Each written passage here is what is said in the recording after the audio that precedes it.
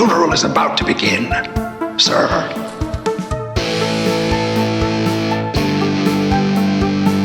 I think we just picked up Dracula. It's got a death curse.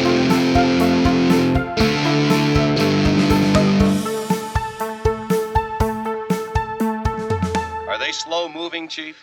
Yeah, they're dead. They're all messed up.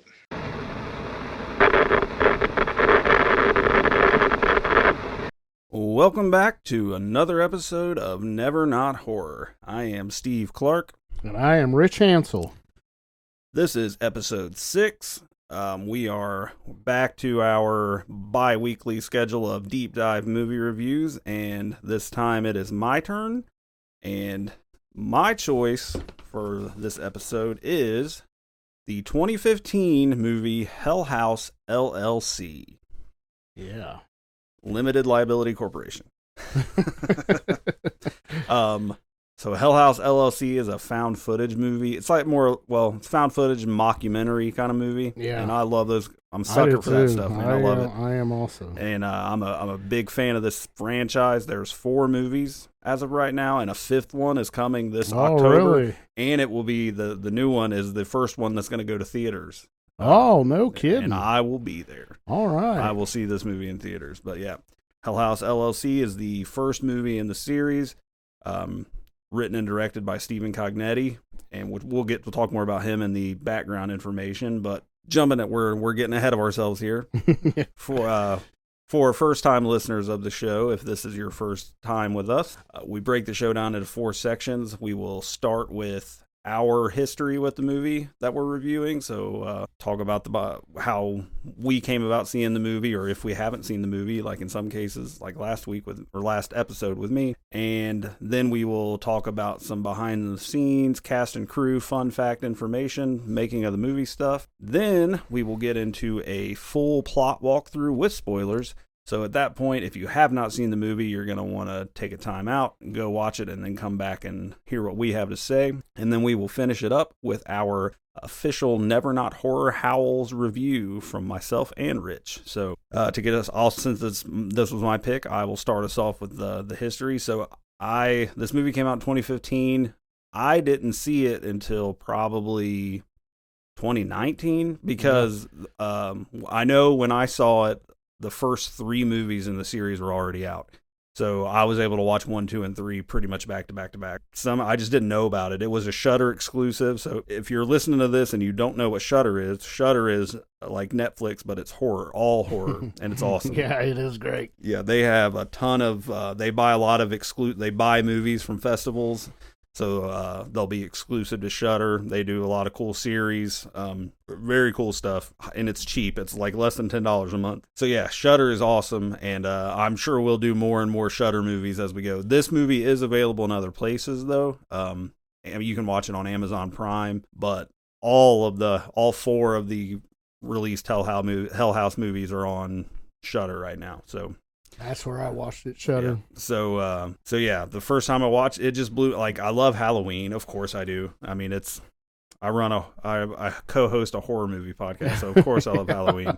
So I love found footage. We talked about that in the Paranormal Activity episode. Mockumentary stuff is awesome. I don't know. I just love that mock realism I do like too. Interviewing people about what happened. I don't know. It just does something for me. Yeah. So this is just a perfect storm of Halloween, haunted houses. I love going to haunted houses.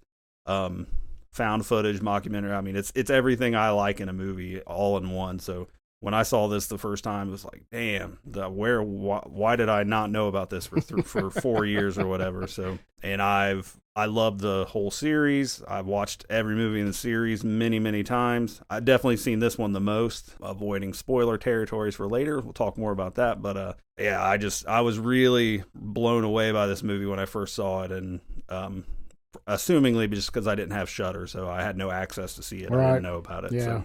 What about you, Rich? Oh, I was actually turned on to this movie by you. I thought I probably was the one who told you about it. When we worked together at ADS, yeah. You must have just been blown away by it, that you came to work saying, hey, there's a movie, Hell House LLC. You got to see it.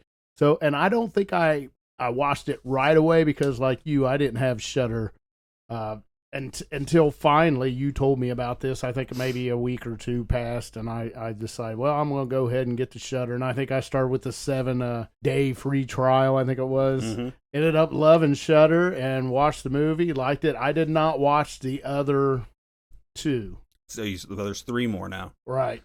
I have since. Oh, okay. So have you With- seen them all? I have now. Okay. Now, I didn't see him because I didn't even know it was really a trilogy. And from what I've heard, it was filmed knowing it was going to be a trilogy. Have you heard that? It makes sense. I feel there are things that are teased in the first movie that don't get answered, that do get answered later. So when I would see the thumbnail, on Shudder, you want to, movies to watch, I thought they was kind of a ripoff. So I never watched them until we started talking about this podcast. And then when you selected Hell House LLC, I realized, well, hell, those are official. So I did watch them after watching Hell House LLC, the original.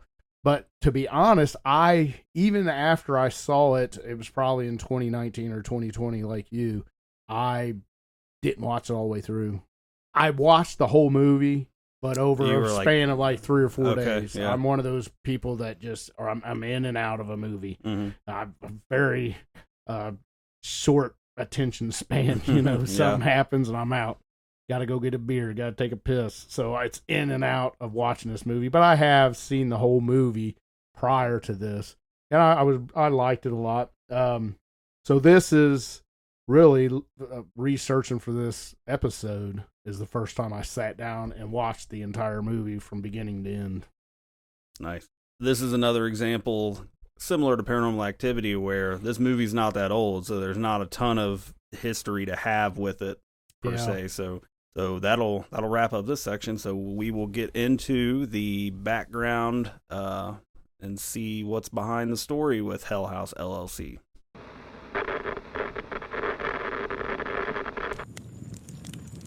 Come closer. Let's take a look behind the curtain.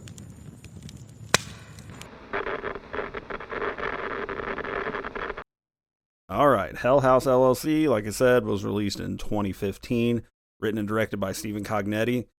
He has not done a ton. Like, he's done 4 Hell House movies, and just recently, it might have been early this year, I guess, his first non-Hell House movie came out on Shudder. Yeah, it's called 825 Forest Road. Have you seen that? I have. I watched it. Respectable. It's good. Yeah. Okay. Good. I don't like it as much as it's not a found footage movie. Yeah. But it's smart. Like it's good. I'll check it if you out. like the Hell House movies, then you'll like 825 Forest Road. I'll definitely check it out. So yeah, he doesn't have a huge filmography, but he's got this series going, and like I said before, there's the 5th movie in the franchise, Hell House Lineage. I'm not sure how you say Lineage, I think. Lineage. That's gonna hit theaters this October, and then I'm sure I'll go to Shudder. But Hell House 2 is called The Abaddon Hotel. Then Hell House 3 is Lake of Fire, and Hell House 4 it's a mouthful. Hell House LLC Origins, the Carmichael Manor. There you go. So, and like I said, I like the whole series, but yeah, it was good. I liked it. I enjoyed myself watching them. Right. So the movie stars Ryan Jennifer Jones, Jared Hacker, Adam Schneider. What about Gore Abrams? That's got to be a stage name. It has to be. Surely Gore. His real first name isn't That's Gore. That's awesome if it is. Danny Bellini is Alex. Alicia Balk is Diana Groves, the reporter and interviewing Sarah through the movie, which you guys don't know what that means yet if you haven't seen the movie. But yeah, so fairly small cast, not a ton of people in it. As far as fun fact stuffs go, I think the most fun thing is that this movie was filmed, the filming location, the house in the movie, is an actual haunted attraction. Yeah, I saw that. In Pennsylvania, it's called the Waldorf Estate. Yeah. And it's in it's like, so we're in Ohio, and you like Pennsylvania, it's a neighbor state. Well, it's like the farthest away from us, like of all the neighbor states.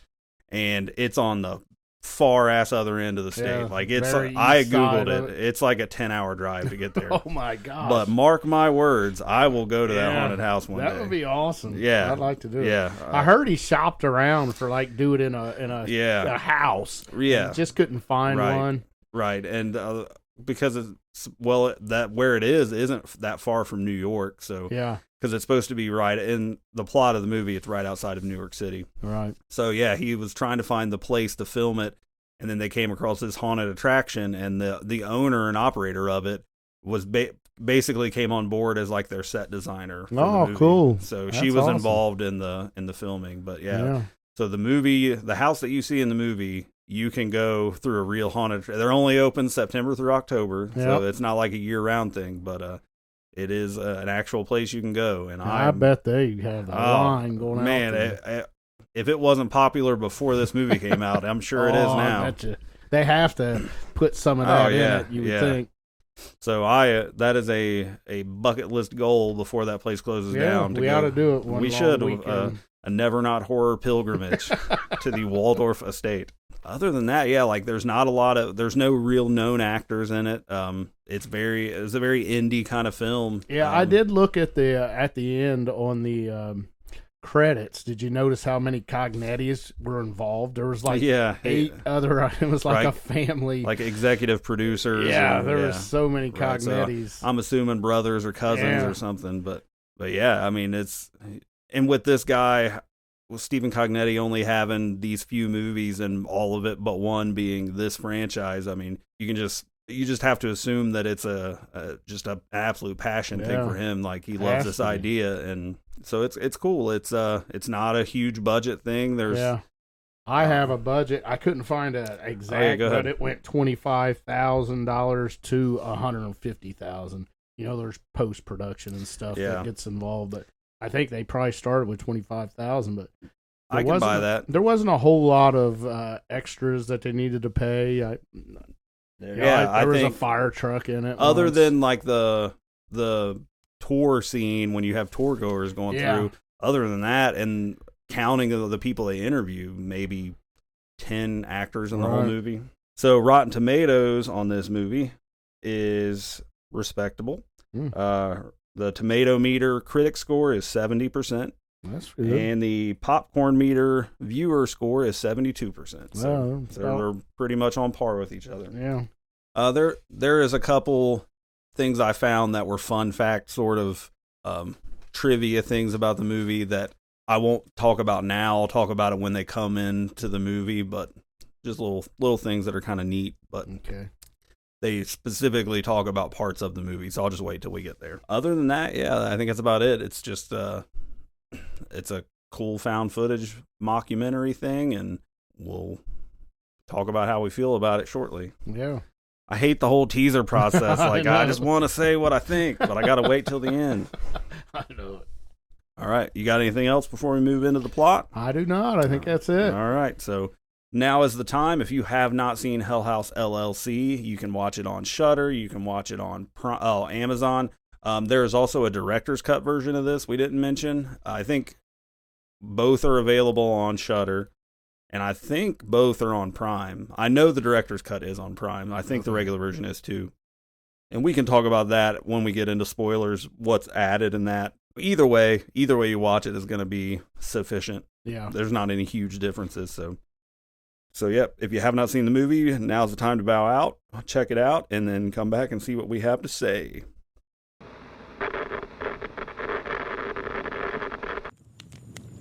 Last chance to turn back. Don't say we didn't warn ya.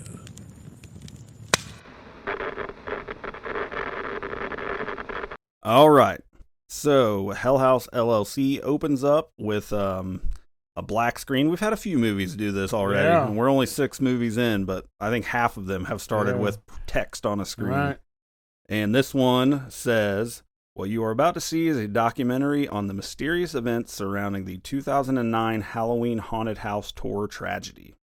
So this whole opening of the movie is like cuts between basically three different things. You have a car driving, and this reporter lady, Diane Graves, and her cameraman they're outside the hotel, and then we're cutting to interview footage. We have 3 interviewees. Mm-hmm. So we've got Martin Cliver, who is a journalist, Miranda Kelly, who was a witness she was at the tour when it all went down, and Robert Lyons, the author.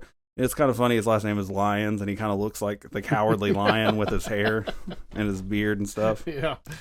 So we're cutting between Diane at the house, the 3 different interviewees, and like news footage from the tragedy. So you see fire trucks and ambulances, cop cars wheeling bodies out. So and you also have the logo for the television station on the screen. Mm-hmm. So then you get more text to kind of fill in what's happening. On October 8th, 2009, a Halloween haunted house opened its doors in Abaddon, New York, a small town just outside New York City in Rockland County. We see the journalist. She goes inside the hotel. We get more text on the screen feeding. So a video shot by a tour goer was uploaded to YouTube. It captured the scene inside as chaos broke out. So now we get to see a little bit of footage, like it said, that was uploaded to YouTube of somebody that was in line and then going through the house on opening night. Yeah, very natural feeling too. It's pretty awesome. Yeah, it's believable footage. It's just somebody's phone, which I think generally they won't let you do that when you go through a haunted house. They're not going to let you have your phone out. No, not normally. But they go in the front doors. There's a greeter lady outside, and so they're walking through, and you see some of the scares they got set up. At one point, they're walking through, and a clown runs past them and runs like just running away from wherever they're going. And they act a little confused. They're confused by wondering if that's part of the show or not. And then a girl runs by, again going the other way. So they're starting to get a little concerned, this group that's filming. Or at least the one girl who keeps looking and talking to the camera is. They think maybe there's just some technical difficulties because it is opening night. Yeah, I think somebody does say technical difficulty. You hear it in the crowd. Yeah. So they make their way through the house, and then when they get to the basement stairs, the crowd is all screaming. They start to go down the stairs, but people are pushing their way back up. Everybody's panicking, and there's chaos. A guy shows up. We don't know him yet, but he's one of the workers there and shows the people like a side way to get out of the house. Something's going down in the basement, but we can't see what's happening. And then we get some more interview info, and we learned that there was a 911 call. The recording of that was leaked, which confused people even more, is what the guy says. Yeah. And it really, like, you just hear the operators like, 911, what's your emergency? And there's a girl saying that they need help at the old Abaddon Hotel, and then there's just a bunch of static, and you can't hear what they're saying. The only thing that comes through is something that says "into the wall," but it doesn't make any sense at all. So, like on record, officially, as far as the police are concerned, it's a severe malfunction, but they won't say exactly. The police won't say exactly what it is. It's like, for whatever reason, they're not telling the public what actually happened. So there was a severe malfunction that killed multiple people in this haunted house attraction. So then we learned that one of our interviewees, Martin Cliver, the journalist, he got inside the house. So he went inside and took pictures. And this guy's really good. Like, I wanted to bring that up. This guy that plays Martin Cliver is unbelievable. He does a really good job. Right. Because he talks about he goes in to take pictures and uploads them to the internet. So that's how some of this starts to get out.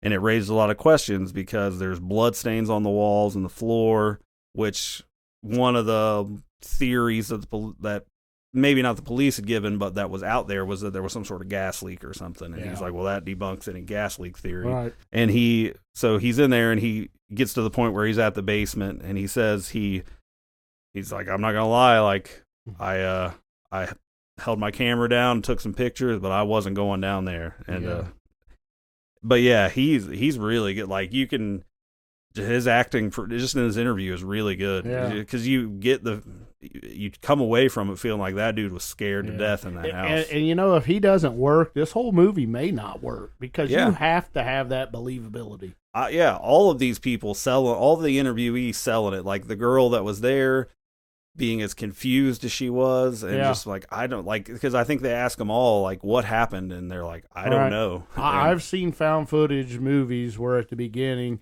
when they're giving a deposition or whatever somebody is, and it's just not good, I turn it off.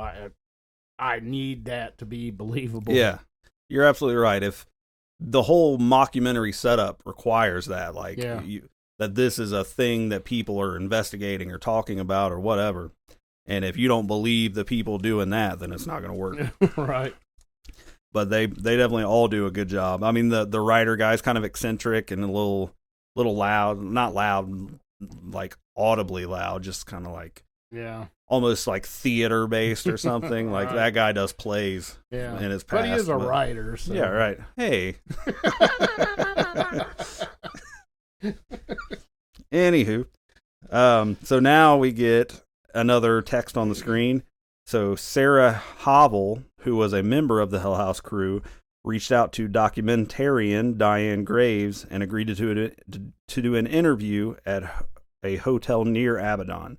And she has not been heard from since the tragedy. As far as, apparently up to this point, as far as we knew, everyone on the staff was killed. But turns out she was not. And when Diane meets up with her to interview her, she tells her that she's been staying with family since it all happened. And they kind of ask her what happened. And she says she's got this bag full of footage from the month leading up to the opening of Hell House, or 2 months before. I think it's like 44 days. Yeah. And she tells them that this will explain everything. And so they're wondering, like, how they ask her, how did the police not have this? And she said, I took it before they could get it. So one of the guys that was with the investigator takes the bag, but so now we see the Hell House footage. So it's pretty neat because they actually put the end of the movie at the beginning. Yes. And I like how they do that with the only survivor of the crew being interviewed. Right. And you get this segment that's not very long, really, of setup to set the stage for you, and then now we get to watch the movie. It's sort of like if the Blair Witch had 10 minutes of interviews before they showed the footage, like that kind of idea. Which, side note, and we will absolutely do the Blair Witch one day, but I think one of the original cuts of that movie had that. Like, they did the interview segments and stuff. Oh, there's a lot of different stuff they tried before they put that out, but that's a story for another day. So now we get the Hell House footage, which it opens up and shows it's 48 days before the opening night.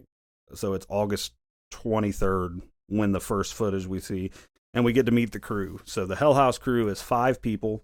We have Sarah, Paul, Tony, Alex, and Mac. So Alex is the leader. He's like the boss, basically. I think he's maybe officially the owner of the Hell House LLC corporation. Yeah.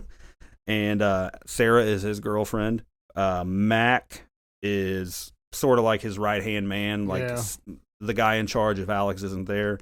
And then Paul and Tony we learn later, they're like the first hires they made when they started doing this. So they've been doing this haunt every year for a few years at least. And it sounds like they do it in different locations, because they talk about having it in Queens one year and then maybe even Brooklyn. So it's like they pick a new place to set up their shop every year. Yeah. So that's cool. So we meet them. They're driving to the Abaddon Hotel. And so they get there and they go in, and nobody has seen it except for Alex at this point. So they go in, and a lot of mixed feelings, like whether or not this house is even doable. Like it's it's been abandoned for decades, I think. Yeah. And it's in rough shape, but Alex is very passionate that they can turn this in. Like, they have basically free props because there's a lot of weird shit around. The intro part here, we just see them touring the house and seeing the state of the place. They go up into the attic room, and I made a note here. Kind of the first thing that happens that's unusual. They after they go up to the attic, they come back down, and they're filming everything. So I guess we should have talked about that, because this is the found footage aspect of the movie, and Alex has Paul filming everything just for their own purposes, to document like the things they did to set up the haunt and things, so they can use that as a learning tool for next year. I think they also say they have a social media account that they may put pictures. Yeah. And So quick snippets right. of it. So that is the justification for why they're filming everything. Like, because we talked about in Paranormal Activity, you got to have that. You have to have a reason to keep. You got to have a reason to film. So they're filming their walkthrough, and when they're coming down the stairs, they go down this hall and they pass a bedroom, and it's just a blur you walk past. But then in the movie, they stop and rewind. So the idea is that their footage has been edited to like go back and show you things that it's not like they filmed it this way. Like whoever put the movie together, the documentary together, reverse the film to show you that there is a shadowy figure standing in one of the rooms as they pass. So that's the first thing. I mean, they've been there 20 minutes and already they've got some weird shit on camera. So we learn about their plan a little bit of how they're going to set this up. So they go to the basement. And this is the finale area is the basement. So their plan is they're going to have a girl chained up to the wall, and they're going to have clowns sitting in the room, like on the opposite wall. And then there's a storm door on the opposite side of the basement, like down a little hallway. So that's how people will exit when the tour is over. But the basement is weird because they didn't do this because they just got there, but there's like a pentagram painted on the wall, and there's Bibles laying around on the floor. So a little bit creepy. There's no electricity there. So at this point, it's just the introduction to the hotel, basically. Yeah, they really got a lot of work to put in. Right. So luckily they have those 48 days or whatever it was. Yep, they've got time. So we learn it took a week to get the electricity up and going. We hear this from Sarah being interviewed. So she says that it took Tony a week. Tony's kind of the hardware, like the tech guy. So it took him a week to get the electric going, and that was when they started staying overnight at the hotel. And she says in her interview that that's when things started to change. So the next one, we have a little bit of a character building scene. You get all 5 of them are in the little bar area hanging out, like reminiscing about their past haunts that they've done, and just to build relationship and stuff. And see that I think they're in business together, but they're all friends. Like they're 5 friends that love what they do, and and they're having a good time. So they do a really good job, interacting with each other. Yep. I think all 5 of I don't think any of them is a weak link as far as go. I mean, they're all good. They are, absolutely. Yep. So now we see a scene where they're getting their headquarters, which they set up in the attic is the headquarters. So where they have all their monitors. So they've got cameras set up in a bunch of the rooms, and they're getting everything tech-wise set up, but the cameras aren't working in the basement. Tony says like there are some thick stone walls, but it still should work, but it's not working. So so they have no eyes in the basement on camera. So they come up with a plan that they're going to put a big guy in one of the clown costumes and just have him stay down there with the girl that's chained up to be security, since they can't see, because this girl's going to be half naked, and they can't just have tour goers in there harassing her. So they come up with that plan. They're going to put a guy in a clown suit down there, and we get after that we get one of the first of a few Paul cameos. So you don't see a Paul a lot early in the movie because he's the camera guy, but he does some little monologue things in his bedroom throughout the movie where he's laying on his little air mattress, and he just talks to the camera. But we get the first one of those, and you can see the room that he's in, the bedroom, the door is open, and there's like real red light out there, and you see someone walk into the room behind him, and he's got his back to the door, so you can't see it, and you can tell it's a girl because you can see the hair outline. It's all frizzy and messed up, and then he finally he hears a creak or something, and he turns around and he notices, and he thinks it's Sarah because she's the only girl there, and he's like, "What's up?" And she doesn't say anything. She just turns around and leaves. And he thinks maybe she's sleepwalking, and he says like, "That's weird." But to me, this is, along with that first little glimpse on camera of something in that bedroom, but these are the things that this whole series does really well. Just these creepy little moments, like just it's eerie. Like nothing really happened. I mean, somebody walked in, but nothing developed from it. But it's just weird, like unsettling stuff. Now, did the scene where they was hanging the prop up as a hanging woman, was that before that or after? It was Tony and he was hanging that girl. Mm-hmm. Do you remember that part? Was that before this happened and the door slammed on its own? And then that shadow figure walked by and then the prop started swinging? That might have been after. It was after? I think so. Yeah, I know what you're talking about. That may have been after this. Okay. I have it wrote down before, but it could be. Okay, good. It could be. Okay, I might have missed that one then. Okay, so the morning after that happens, we get Paul going up to Alex and Sarah's room to let Alex know that the actors have arrived. So they've hired local actors to be the damsel in distress in the basement and the clown guy and the door greeter. Yeah. And you get a close-up of Sarah's butt and underwear, which Paul is sure to zoom in on with his camera. Yeah, he's kind of a creepoid. He's a horned-up guy. Yeah, he is. Yeah, because he even mentions that he really hopes that one of the hired actors will be hot. Because Sarah's the only girl, and she's taken, and he's a little hot and bothered. He's like fired up. Yeah, he needs some attention. So, the actors are there. Paul goes out on the balcony and he's recording from there. And Alex is down in the outside the building talking to him. So there's three. Like I said, you got Melissa, who is the damsel in distress, Joey, who is going to be the clown guy, and Sam, who is the door greeter.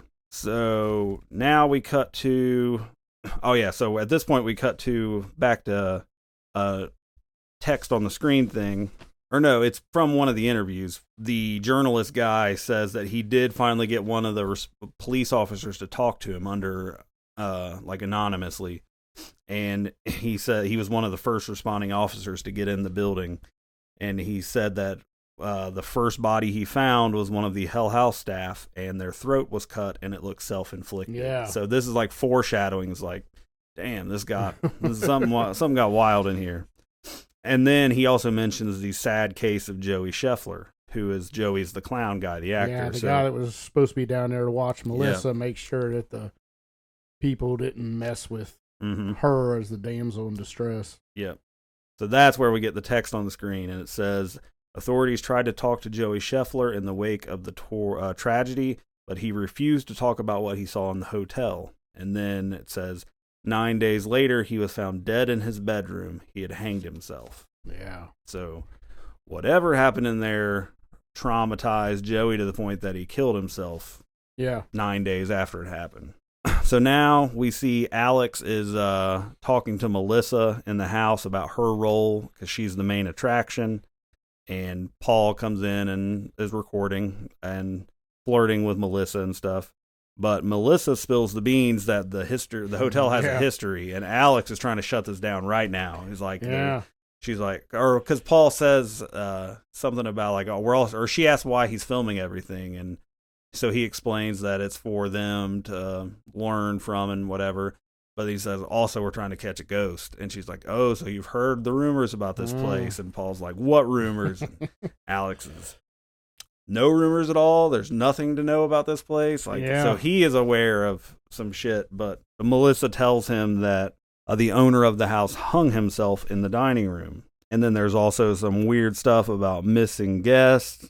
We get fed this info through some more interviews with our interviewee people.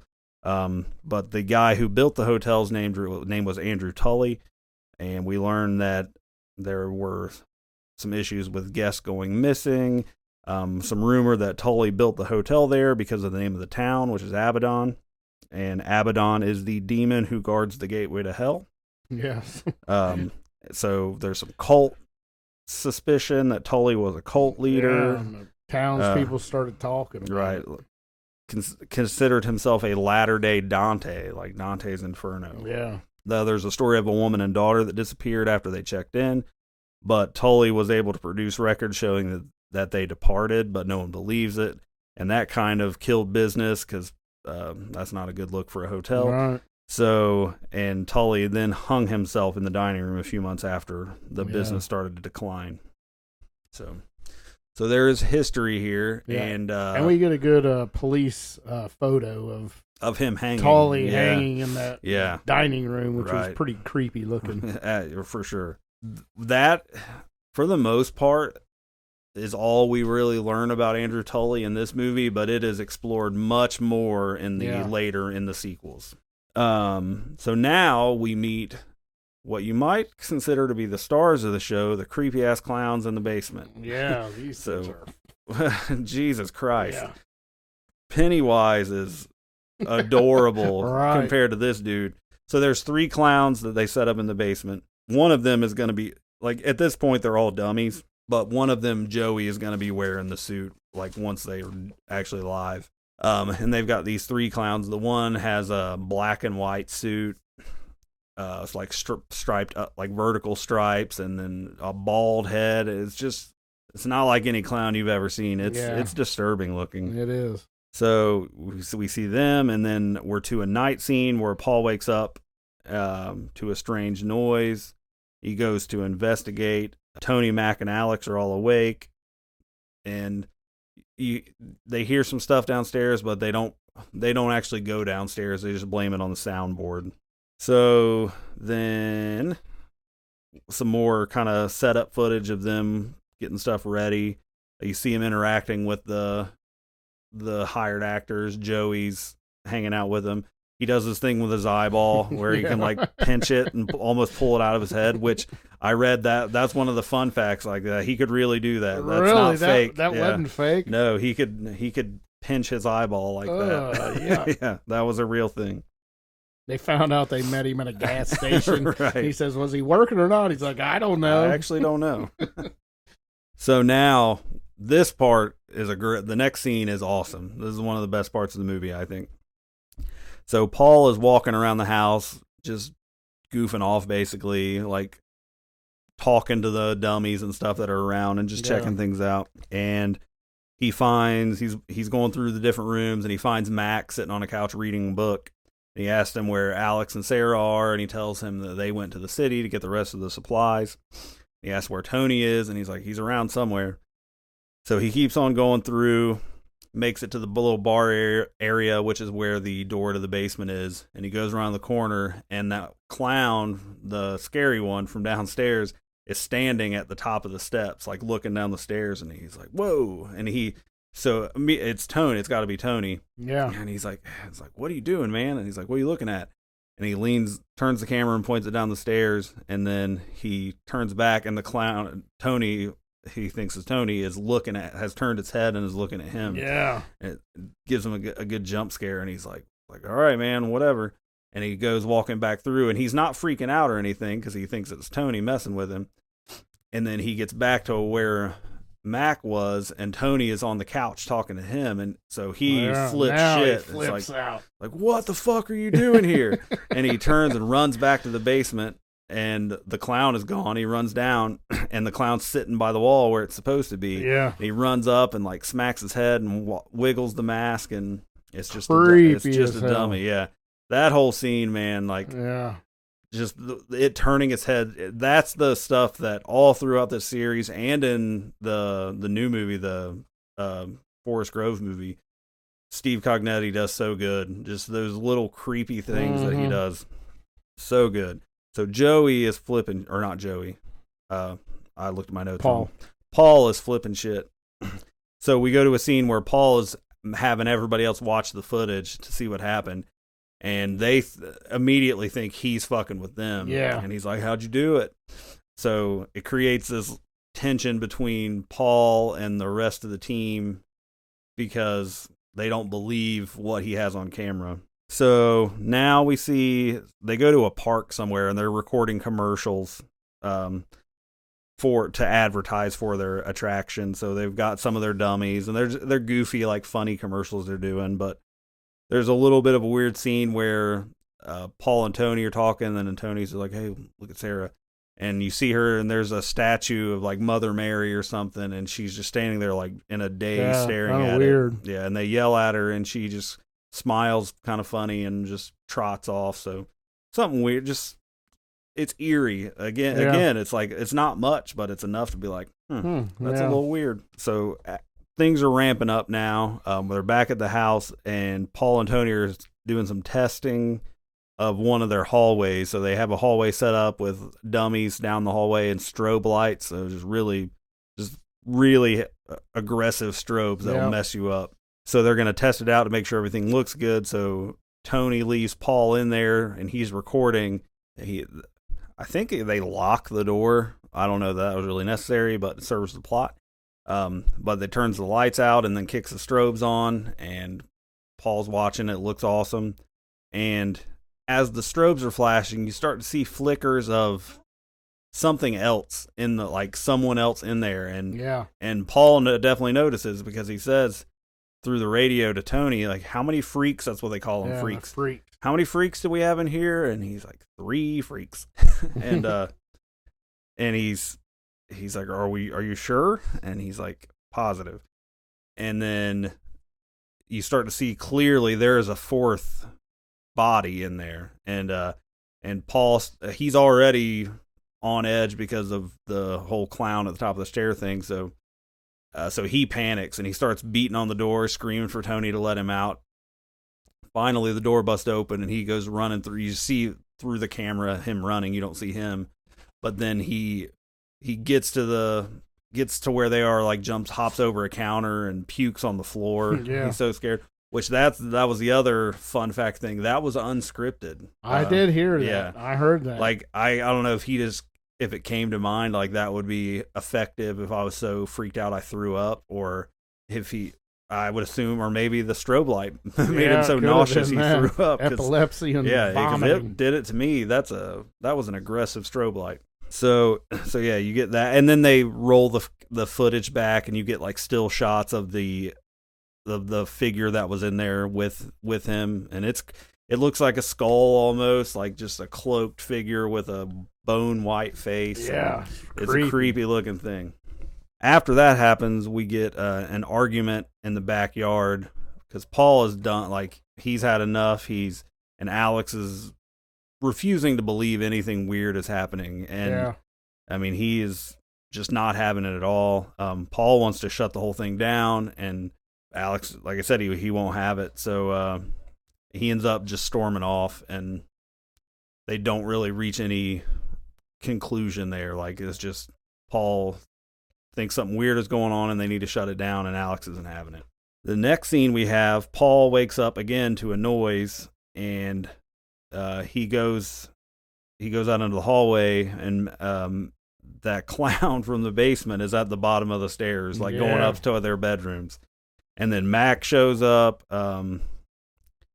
They get this tense scene where Mac goes down the stairs and he gets right up to the clown and then taps it on the head, and it's like, it's a fucking dummy.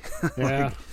So they I guess he just assumes that maybe Tony was messing with him or whatever, but then they hear a noise and they find Sarah down in one of the rooms, and she's whispering just nonsense stuff. You can't make it straight at the wall. Staring at the wall. And then they wake her. So Mac wakes her up, and she wakes, like, you're not supposed to wake up a sleepwalker. Like, they wake her up and she panics.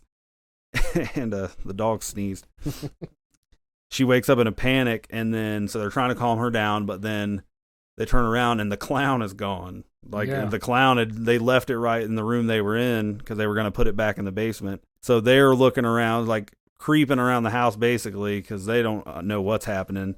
And then they go into the dining room and they don't see anything, and they kind of go back the way they came. But then a clock, like a grandfather clock, chimes and scares the shit out of them. And the grandfather clock is in the dining room, so they look back around the corner, and Sarah screams because, like, there are candles lit in the dining room, and it was like 2 seconds before they weren't there. So now she's flipping out, everybody's panicking, and they turn around to go, and the clown has reappeared, and he's holding a candle standing at the end of the hallway. So they run past him and run upstairs, and that's the end of that scene as far as what's on camera. So it cuts to the next thing you see is the next day, and you see Alex and Sarah outside, and he's hugging her. So she's messed up from what happened. Rightfully so. Next thing we got is another Paul monologue, and he fills us in that they are 3 days from the opening night, and he thinks they should leave. Sarah doesn't look good, and that's all he's got. Like, he does not have the same spirit that he had before. He turns out the lights and goes to sleep, but then the camera kicks back on where he woke up again, and he turns the light on, and there is a girl sitting in like a nightgown almost, sitting on the opposite wall, like with her head down. And he doesn't see her at first. Like, he's getting up because it's another night where they heard some shit, so he's getting up to go see what's going on. And he turns around with the camera, and he's like, "Holy shit!" Yeah. And he covers himself. Yeah, he covers himself up with the blanket. And then you get this, like, he'll pull the blanket up, and just so the camera can see. And the girl, like, turns her head and looks at him, and he slams it down, and, like, he's hyperventilating. Yeah, he's and scared then to death. He pulls it up again, and she leans up and starts going towards him. And so the last time, he leaves it down for longer, and he's just trying, like, I don't know why you don't yell. If it was me, I'd be yelling for Mac.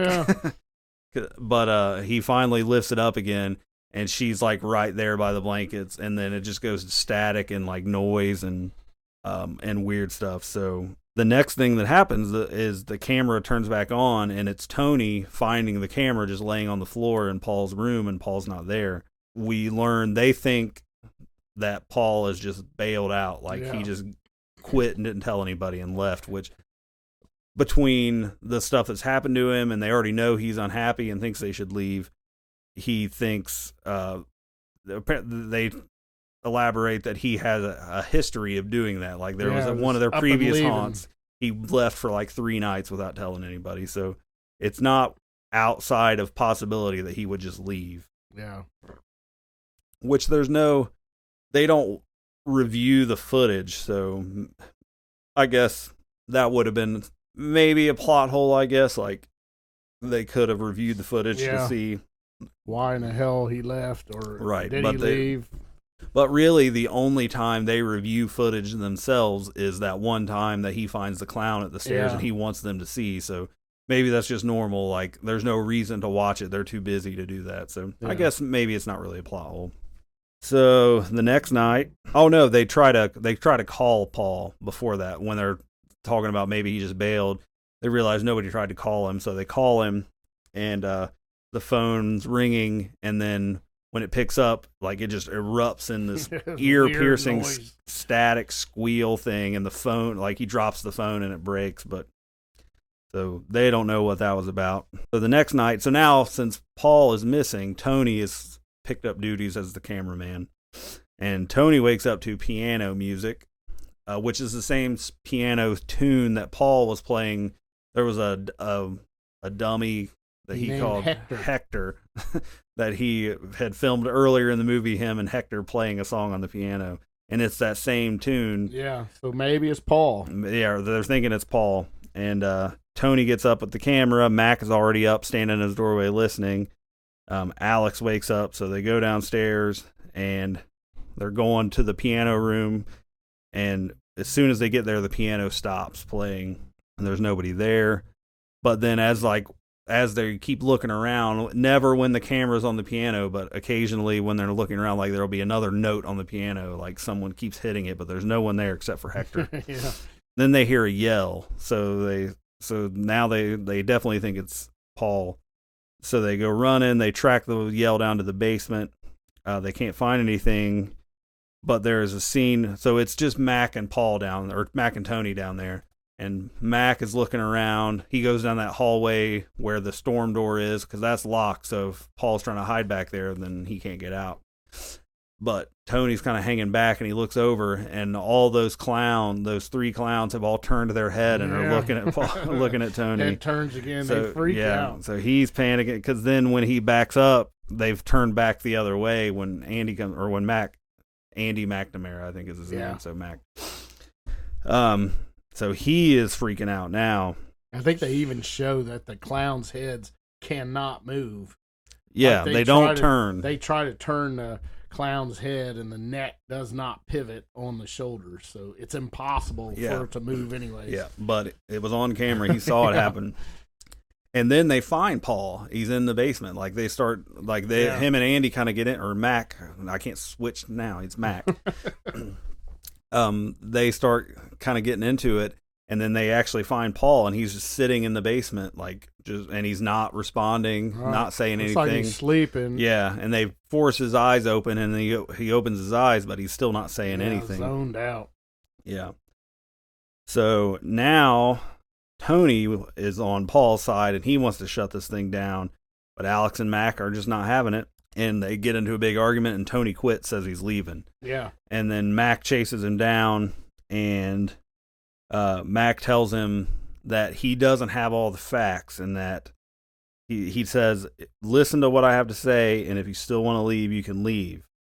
But then we don't get to hear what he says. Right. I have no idea where that was going. Right. So that's like the biggest mystery tease of this whole movie, is we never do find out what he tells him. When he tells him, he turns the camera off, so you don't get to hear what he says. Right. But when the camera comes back on, you see Tony sitting in a field like by the house, and he's like, I can't leave. Yeah, he's got to stay. And as much as he wants to run, he has to stay for whatever reason that he gave him. And Mac comes and sits beside him, and so whatever it was, only Alex and Mac knew it. Not even Sarah knew whatever this is, which I believe, it's been a minute, but I think they kind of say what this whole thing was. Well, they do. They explain what it was in the later movies. Yeah. But it's not as big of a deal as they make it seem like. Right. It's not. I mean, I won't spoil it for people who haven't seen the sequels, but they do answer that later in the other movies. But whatever it was, and Mac tells him, and there's even stuff that he hasn't told me, so there's even more to this, and he's like, fucking Alex, but we can't leave. So Tony agrees to stay. So now it is opening night, so we're coming up to the finale here. They show Paul is in his room asleep, just face down on the air mattress. Apparently he's been there the whole time. He hasn't spoken since they found him. You get sort of like the pre-launch meeting where Alex is talking to the actors, but he's acting weird. You can tell he's really uncertain with things. He's distracted and not doing a very good job of rallying the troops before they open. But so they end up opening up. You see Alex and Tony are up in the headquarters watching the monitors. Yep. And Mac is down in the house, and he's got a headset, a head-mounted camera and a walkie-talkie. But all of a sudden, the walkie-talkies aren't working. Yeah, he's down in the basement. Right, they can't. And they're trying to test the sound, and he cannot get through on the walkie-talkie. Not at all. They got the cheap walkie-talkies, I think they say. Yeah, cheap talkies. So you have no video and no audio. Right. So they open up, and people start going through the tour. You see Mac and Sarah.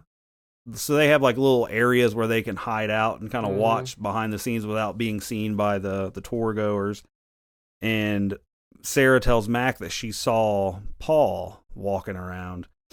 And then while they're in a little alcove thing hiding out, that's when they see Joey the clown run past. And the guy is supposed to be protecting Melissa. Right. And he's like, what is he doing? He's supposed to be in the basement.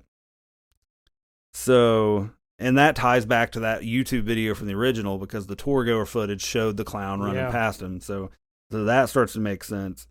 And you know that Joey left Melissa down there, and he had the keys. They mentioned that when they're setting up, because they show the scene where they're getting set up in the basement to open, and they've got Melissa's hand, she's got these cuffs on her hands, chaining her to the ceiling. And they cut her t-shirt down, so she's basically just in her underwear. And then Joey's in not the scary clown suit, but one of the other ones. And he's got the keys to her cuffs, so he can let her out. But he bailed on her ass. He got the hell out of Dodge quick. Yeah. They go to the basement. So Mac goes to the basement, and he has that head-mounted camera so we can see what's going on.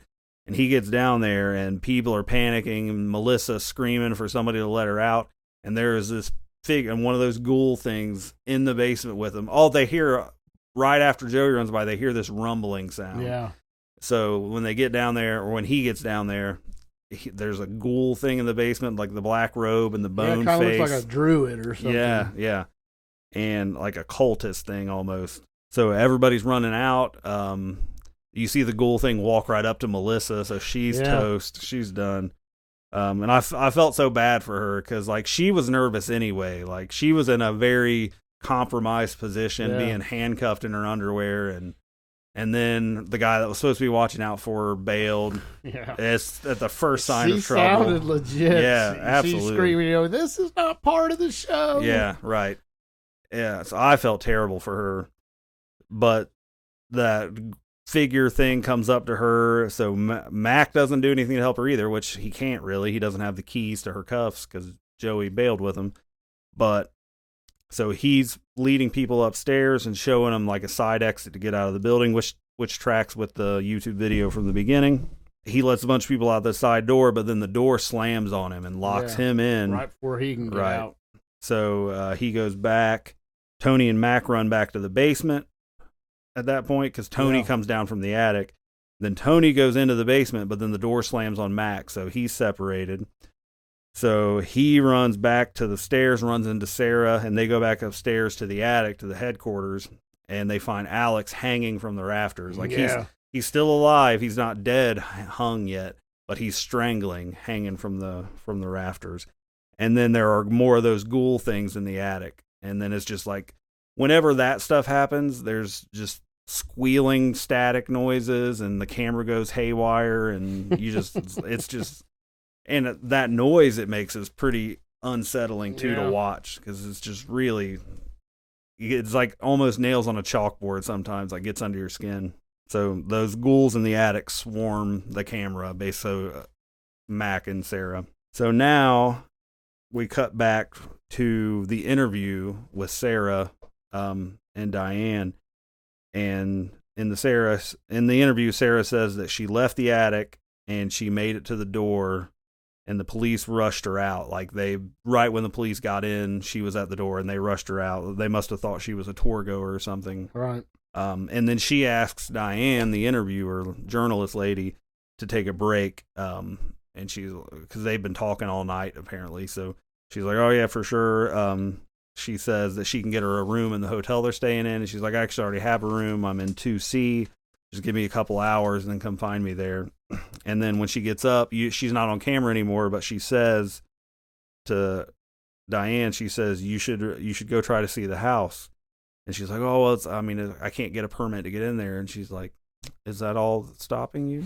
Yeah. Like, you really need to see You really this need to house. get in there. So then you get a little clip of Diane and her cameraman talking about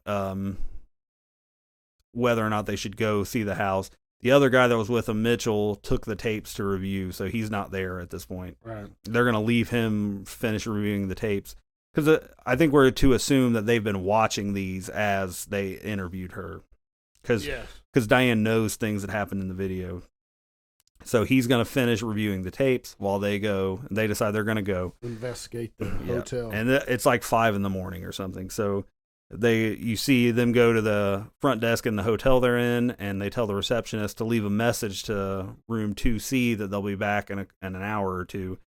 And the desk lady tells her that there are no letters in their room numbers in this hotel. And she's like, well, can you look and see what room Sarah Havel is staying in? And she's like, there's nobody staying here by that name. So that's strange. But she's like, the camera guy says she must have just signed in with a different name or something, a fake name. So whatever, they blow it off and they just leave and they go to the hotel or go to the Abaddon. And now we're full circle back at the very beginning of the movie of her getting out of the car at the hotel. But this time they go in. So when they right when this is happening, before they get to the hotel, we get text on the screen again and says Mitchell, who is the other guy, stays behind to catalog footage. What he sees after Diane left is unexplainable. So we see now the footage that Mitchell saw after Diane left. Yeah. And the camera picks back up. So this is after they got swarmed in the attic by those ghoul things. Sarah picks up the camera and she goes downstairs. The house is super quiet, and she gets to the bottom first floor, and she finds Paul standing in the hallway, and she runs up to her, like she drops the camera and she runs up to him and hugs him. And then he lets her go, and he just kind of staggers over and picks up the camera, and then he bashes the shit out of her with that camera. Like, you can't really tell at first what he's doing. He's just like, rah, rah, hitting, doing something. But then you see her like laying on the ground, and her face is mangled, just bleeding, like gasping for like her last death throes.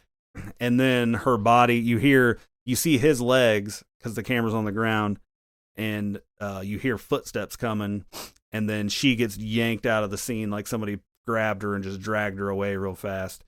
And then he bends down and picks up a piece of glass. That's what it looked like to me. Yeah, I think it's glass. And you hear him like gasp a little bit, and then blood starts trailing off him, and he falls down, and he slit his own throat with a piece of glass. Which makes sense because at the beginning they said that police it looked self-inflicted. Yep. And then right after that, you hear somebody bust through the door and come in, which would have been the police. So now we're back to the hotel with Diane and that replay of the opening scene where she's going in and she gets inside. She's super excited because she just watched this footage. So she's like, it's like she's on the set of a movie now. Like, oh, here's that part. And here's where they did here's that. This. And they find blood stains on the floor and the walls. And then they find the basement and see those blood stains. But the camera guy won't go down in the basement. And then her phone rings and she looks at it and she's like, it's Mitchell. She's like, I'll call him back when we're done. She should have answered the phone. Yeah, Mitchell is going to... Mitchell has seen the footage and knows that Sarah is dead. Yeah. And even though they just interviewed her, that she was killed on camera. So they find the stairs and they go upstairs. And right at the top of the steps, there's a door closed and it has 2C written on it. Like the sun is shining through a crack in the window, so it's highlighted it. Yeah. And she's like, 2C, that's the room, she said. And she starts to open the door, and the camera guy's like, we are not going in there. She's like, what? That's why we're here. Like, what if she's in here? So they open up the door, and sure enough, Sarah's sitting on the bed with her back to the door, and they walk up to her, and she's like, Sarah, are you okay? And she like comes around her, and Sarah turns around, and she's demon Sarah, like her face is all mangled and gashed open, and then she stands up. And then there's two of those ghoul things in the room with her, and it swarms the camera, and you get that weird noise thing that gets under my skin, and that's the end of the movie. Yeah, awesome. Hell House LLC. All right, so that is the plot walkthrough of Hell House LLC. So now we will get into our final ratings of the movie.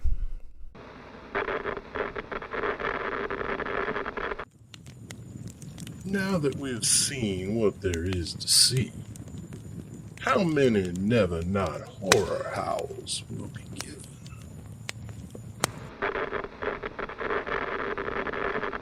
So normally we started a trend where whoever's pick it was, they would go first. But in this case, I don't want to go first. I want you to go first. You want me to go first? I want you to give your review of Hell House. All right. I really, really enjoyed this movie. I like it a lot. Like I said, the original the first time I saw it was in bits and pieces. I never watched it all the way through until doing the research for this episode of the podcast. And I'll tell you, I was honestly a little bit, I guess, aggravated, because there was so much stuff that I didn't know. But once I found out that it was a trilogy, it kind of, okay, now I'm going to get answers when I watch the trilogy. So it kind of helped out that way. It is a little bit hard to follow along with the cameras for me.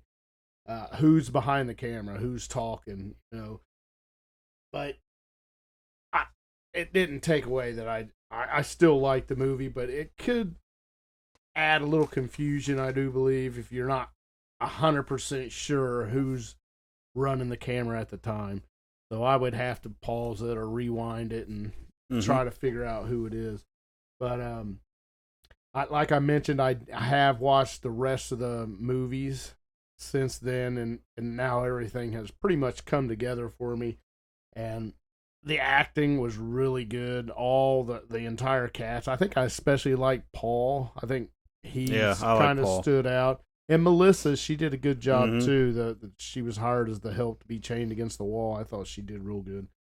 But the whole reason why you're keeping the cameras rolling, that made sense too, because they're trying to make sure that they have footage so they can see what they did right or what they did wrong. So that gives them reason to keep the camera rolling, because you have, like you mentioned, you have to have that in a found footage movie. So I like it. Everything made sense to me. I really enjoyed it, and I'm going to give it, out of 5 howls, Never Not Horror Howls, I'm going to give it 3.5. 3.5 howls. All right. For me, I will say, I definitely see what you're saying, that if you have not, I would imagine, if you saw this movie when the sequels weren't out yet, you would come away with some major questions, like things they don't answer that would be frustrating. So I get that for sure. But I had the luxury of the whole original trilogy was out, which the 4th movie is kind of a prequel, sort of. But so I could get all the answers right away. But like I said in the intro, this movie is for me a perfect storm of things I like. I love haunted houses. I love found footage. I love mockumentaries. It's everything I like.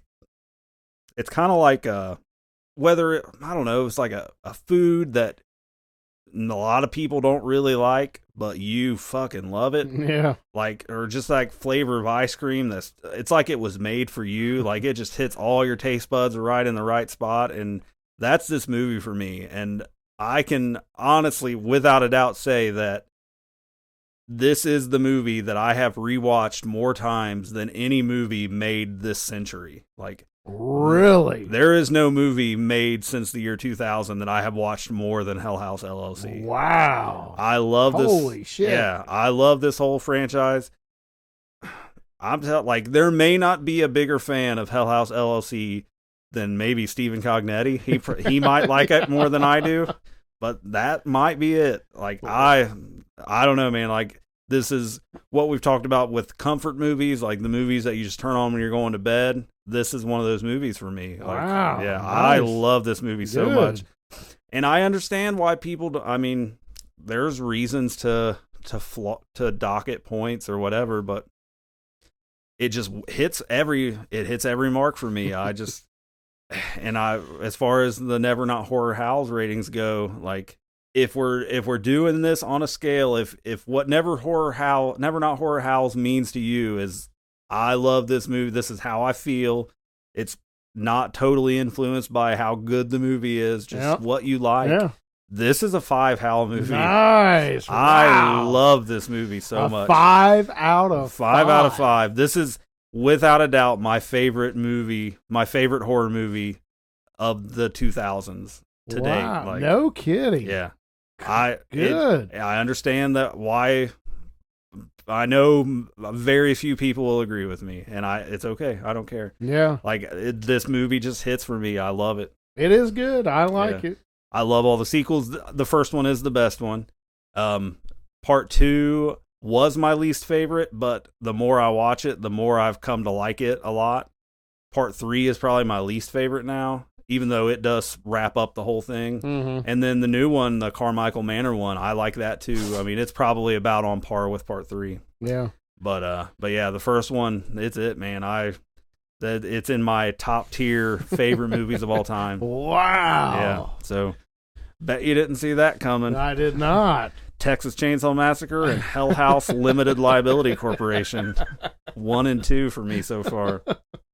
Now, if you put me to that, so that's the second movie that we've done that I gave 5 howls to. I like Texas Chainsaw more than Hell House, but they're both top tier. I love these favorite movies ever kind of thing. Yeah.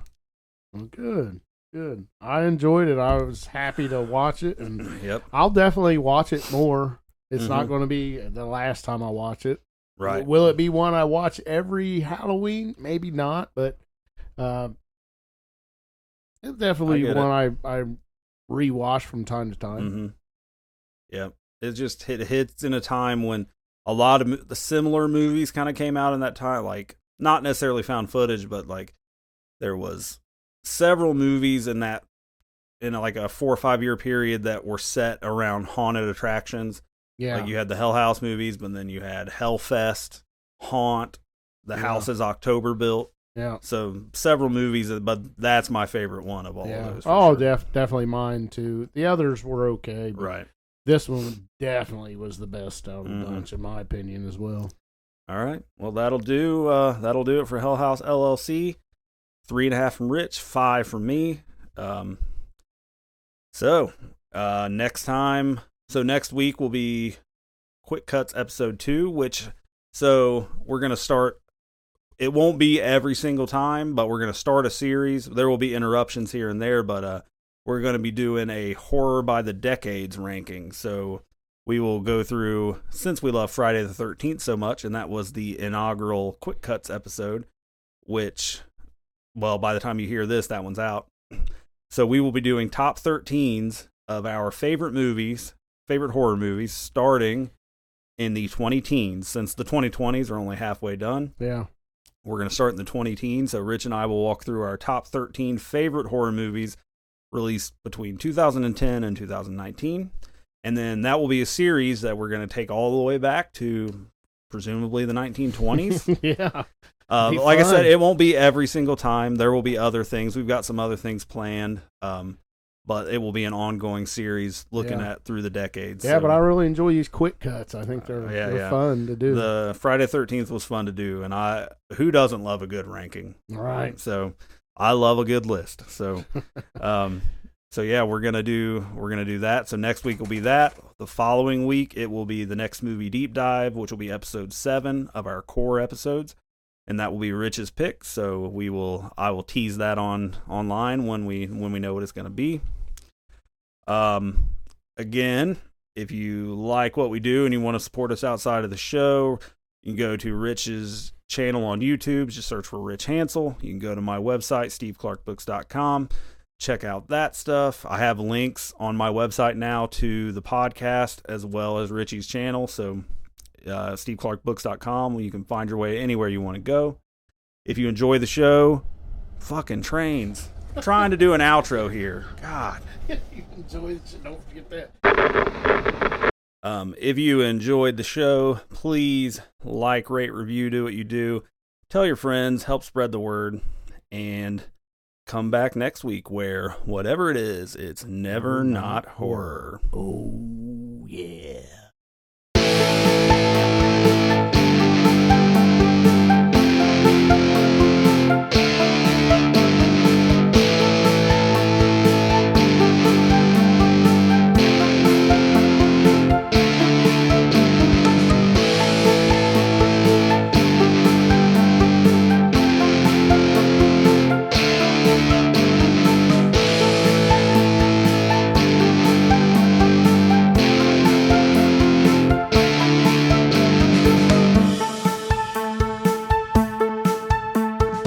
Are they slow moving, Chief? Yeah, they're dead. They're all messed up.